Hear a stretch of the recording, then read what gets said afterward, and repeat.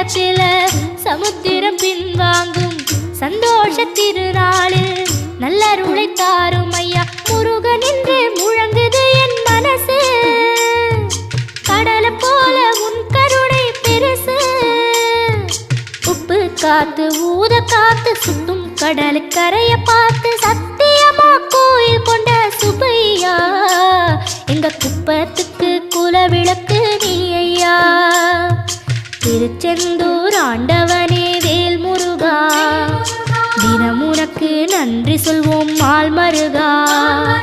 திருவடியில் தவம் இருப்போம் திருமுருகா. தீர்ப்பெழுது நலமெனவே வடிவ